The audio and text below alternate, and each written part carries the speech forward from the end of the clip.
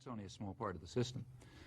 Things have to be done for the rest of the population too. They have to be marginalized, but they're not going to be marginalized by telling them lies about foreign policy, because just as you say, they don't believe most of what they read. There's just a kind of a general populist skepticism, along with this sense that the government is run by a few big interests looking out for themselves, is the sense that the media are probably lying to us.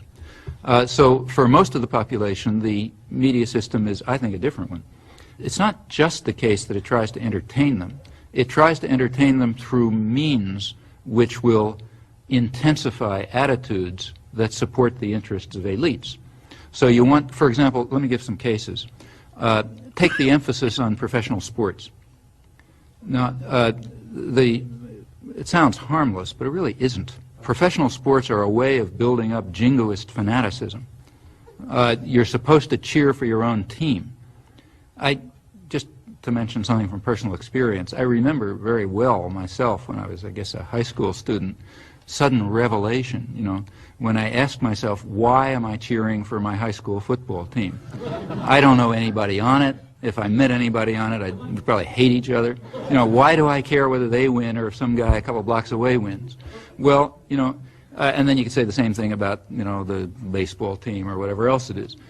This idea of cheering for your home team, which you mentioned before, that's a way of building into people irrational submissiveness to power, you know, and it's a very dangerous thing.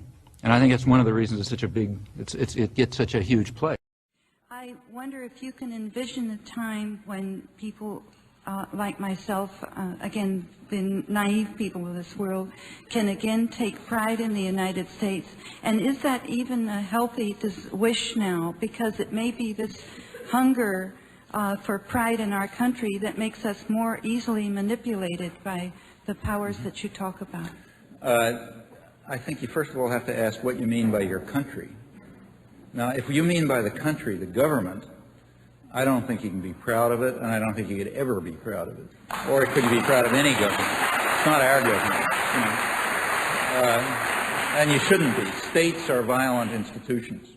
The government of any country, including ours, represents some sort of domestic power structure, and it's usually violent. States are violent to the extent that they're powerful. That's roughly accurate. You look at American history, it's nothing to write home about.